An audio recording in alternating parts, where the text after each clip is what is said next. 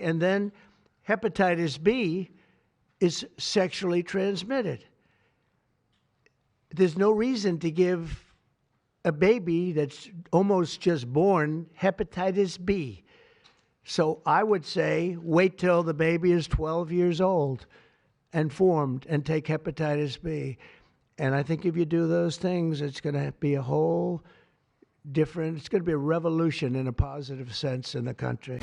President Trump recently advised against the hepatitis B vaccine for infants and instead recommended parents have their children get the vaccine at age 12. Let's go to Emma Withrow from the Fact Check team. And this comes after HHS Secretary RFK Jr.'s CDC panel also questioned the vaccine, and also after a lot of pushback from many medical experts. What did the data show? So there was a study that was done about 20 years ago that found boys who were vaccinated as newborns were actually 3 times more likely of having autism compared to boys who were either vaccinated later or just not vaccinated at all with that Hep B vaccine. But this study only really found a possible link. It doesn't prove that the hepatitis B vaccine was the cause of their autism diagnosis.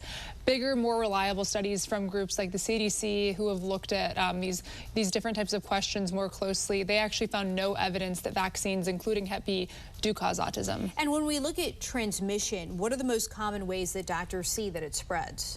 So it sounds like hepatitis B is transmitted through blood and bodily fluids. So unless a child's born with it, the main ways they get it are through sexual contact, sharing needles, like in terms of drug use, accidental needle sticks, whether it be in a healthcare setting or whatnot, really just all of those types of things. That's all according to the Mayo Clinic. All right, so and there's numerous ways, some you might not have thought of, that this can spread.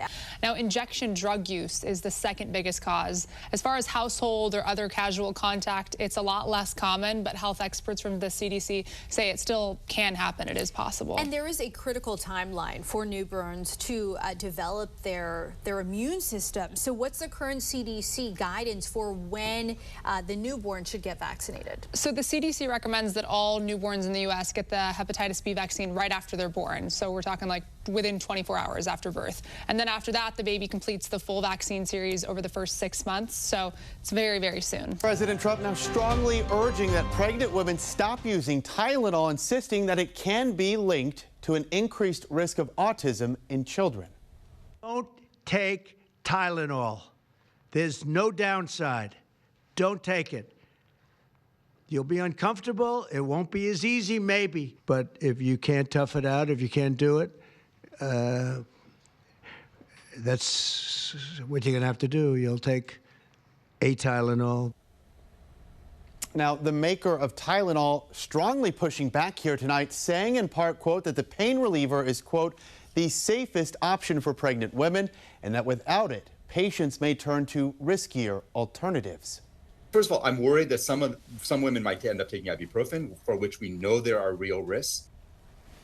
Now, Health Secretary RFK Jr. did not offer any new research on this here today. He announced that the FDA will start notifying physicians to begin a safety label change for Tylenol.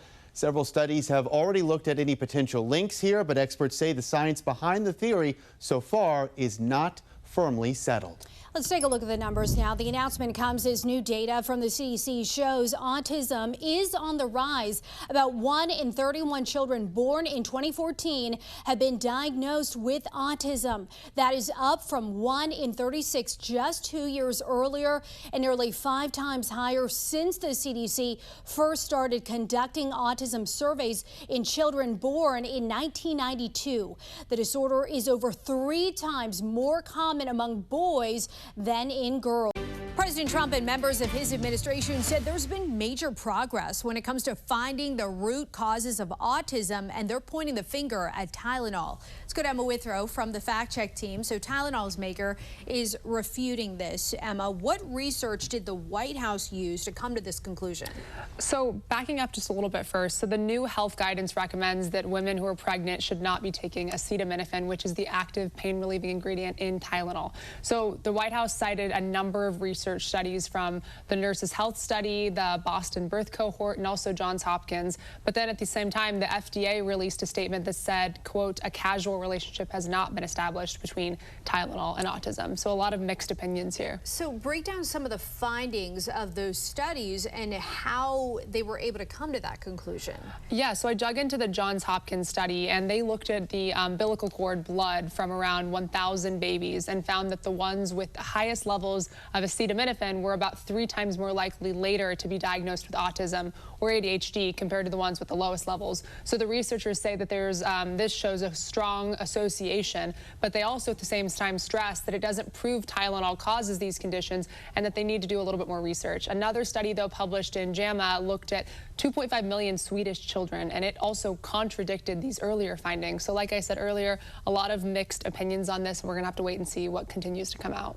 Take you live to Capitol Hill tonight, where senators question former CDC Director Dr. Susan Monterez. Here she testifies how her vision here of what exactly led up to her controversial firing just 29 days into the job.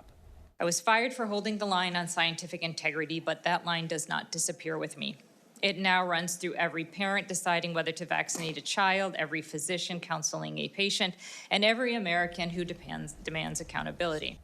Monterez added she told Health Secretary RFK Jr. she would not pre-approve vaccine recommendations without reviewing scientific evidence first, and that she would not agree to fire without cause career officials who oversaw those vaccine policies. I could have stayed silent, agreed to the demands, and no one would have known.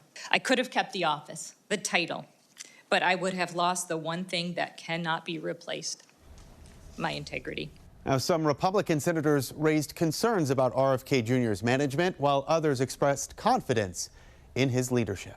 We have to have people that are driven by facts, driven by science. It can't just be a guess. There are lives at stake.